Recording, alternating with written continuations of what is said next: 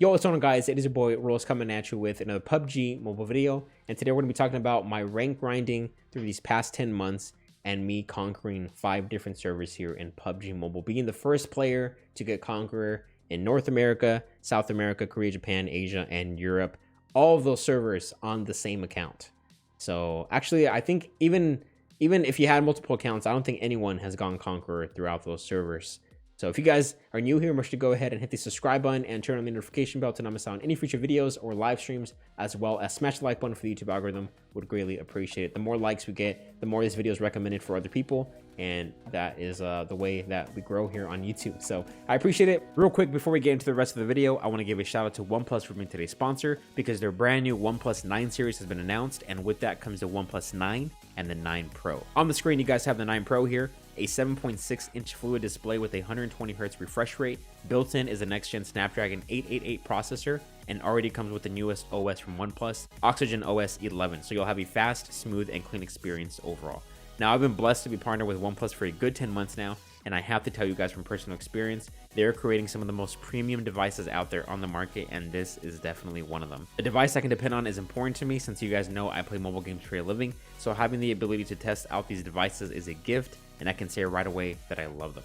Something new on the 9 Pro is HyperTouch. It creates 6 times faster syncing speeds between display and processor, which you guys know is going to be game-changing when playing PUBG Mobile, drastically reducing display response time, making the experience just that much better.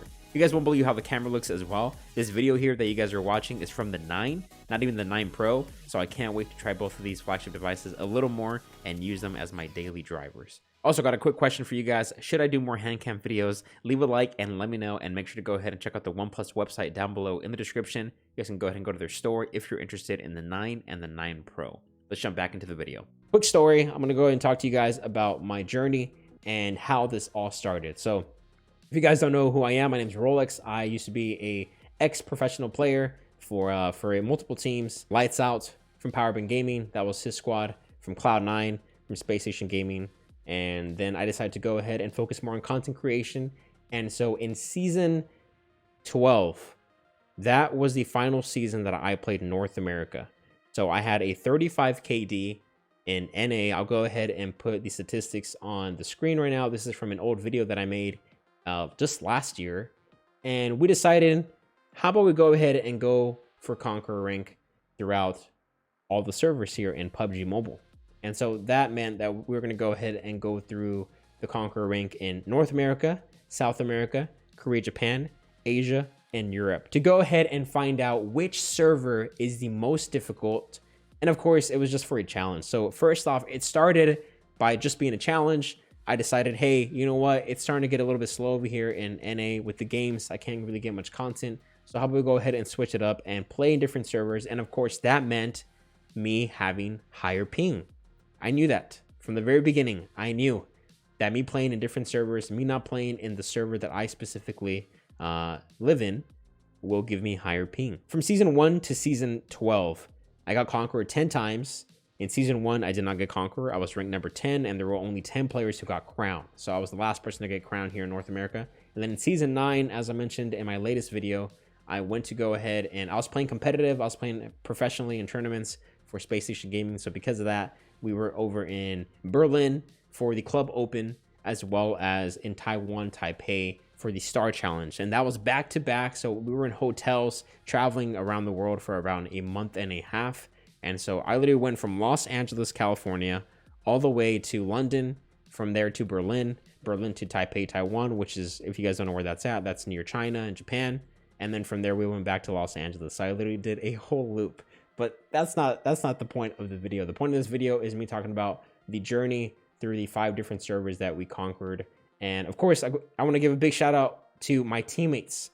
You know, everyone who played with me, you guys know who you are. You guys have seen them on streams.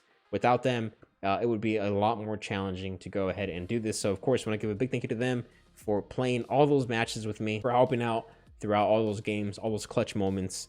Really do appreciate them. So big shout out to them, of course, for playing. So we're gonna go ahead and go to my profile. I'm gonna go ahead and show you guys my statistics. And for Europe server, I know I already did this in my latest video, but real quick, I'm just gonna go ahead and give you guys a sneak peek of the stats. So here we go. We have the statistics. You guys can go ahead and screenshot that. It's gonna be real quick. and then I'll go ahead and show you guys the profile that I have here for my past few seasons. Again, we started this in season 12. So season 12, I did North America. I had a 35 plus KD. You guys can go ahead and see right there, as I mentioned earlier on the screen. So I'm pretty sure that I've made a video for every single server that I've conquered throughout these past few seasons. And so because of that, I'll go ahead and put the links down below in the description to all my statistics throughout all the servers that we've done: North America, South America, Korea, Japan, Asia, and Europe. I'll go ahead and have that for you guys, as well as I'll put it on the screen while I'm talking throughout the video. But here, let's go ahead and go to the profile, which I believe if you go to the season, yeah, season 17.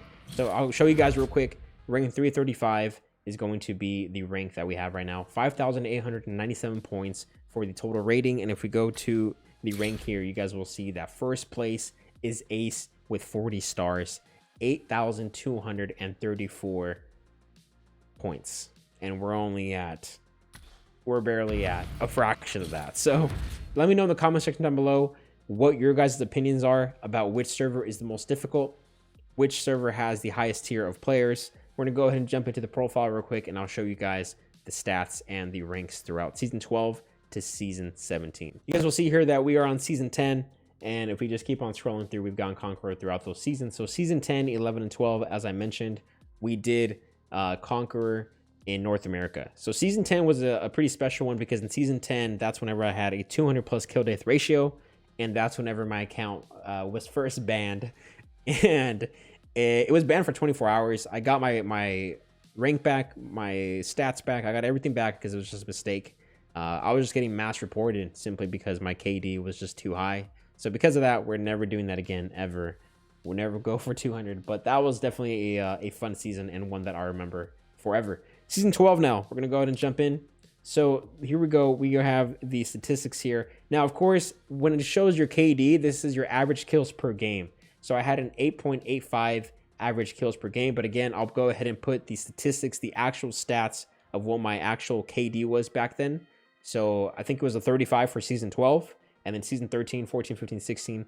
They're going to have higher stats than what I'm going to show you guys here, because the KD here isn't your real KD. It's just your average kills per game. As you guys can see there, we had matches played 303, wins 247, a top 10 of 276, with the KD, your average kills per game, being an 8.85, but that's not the real KD that I had. I had a 35 for season 12. After that, I decided, hey, how about we go ahead and switch servers? Let's go ahead and do Korea, Japan. That one is the closest to us, since we are from the West Coast over here in the US. So Korea, Japan are one of the closest countries to us from Asia. And so we decided to do Korea, Japan, and these are the stats for season 13. Matches played, we had 188. So this one was the season that we actually had to play the least. Wins was 125, top 10% win ratio was 156 with a 7.64 KD. So a little bit lower for the average kills per game. Definitely was fun. This one was Korea, Japan. And then we go ahead and switch over to season 14. So season 14, we had 197 matches played. Wins, we had 154. Top 10 was 189. KD was a 7.39. So my average kills per game, again, was 7.39. But that wasn't my real KD. I'll go ahead and put these stats up again on the screen. Season 15, this one was whenever we did South America. So season 14 and 15, we did South America twice, back to back. And so this is going to be around the same stats as season 14. Matches played 156, wins 124, top 10 143, KD, average kills per game a 7.03. And then we had last season, which was Asia server. I'll go ahead and put the stats up for you guys right now to go ahead and see yourself. That's going to be matches played was 286, wins 253, top 10 was 277, with your average kills per game a 7.78, but not my real KD. And then we had season 17. So season 17 was Europe. So the order of the servers that we went through was North America, Korea, Japan, South America twice, Asia, and then EU. And so you guys are probably wondering which server was the most difficult for me. What is my personal opinion on it? And I'll go ahead and let you guys know about every single server and my thoughts. One thing to start off before we go ahead and get to this is every server has incredible skilled players. Every server has good players that know what they're doing, and every single server also has players that are still learning the game. We've all been there. Whenever we first started, we moved pretty funny. We didn't know a lot of things, a lot of tips and tricks on how to improve in the game. So because of that, it's no one's fault as to someone who started in season 17 and they're still trying to get, the grip of PUBG Mobile. And it's no one's fault that someone's been playing since season 1. So throughout the servers that I played, every server has good players, and every server has, players that are still learning. The server that took me the longest to get Conqueror in was Europe. And that simply was because of the points. Season 17, and I think moving forward, it's getting more and more difficult to go ahead and rank up and get higher points. And so Europe in season 17 was definitely a long journey. Guys, look at this. I mean, Ace with 40 stars, 8,200 points to just get first place.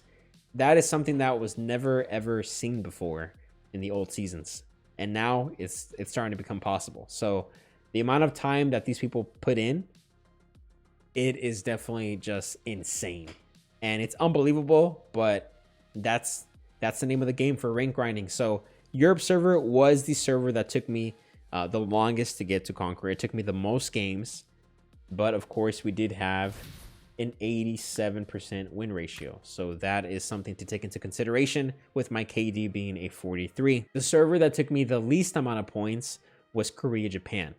So Korea, Japan is the server that, has a little bit less of players because it's simply 2 countries. It's Korea and it's Japan. South America, North America, those 2 servers in particular, they seemed like servers where it's a little bit easier to go ahead and win the games. Whenever we did South America, we were forced to only play Miramar, and that was because, I don't know if you guys remember, if you guys have been playing since season 14 or 13, but there was that one season in particular where the hackers just took over and they were in every server, in every map, and it was just getting out of control. So that's whenever we decided to go ahead and do South America.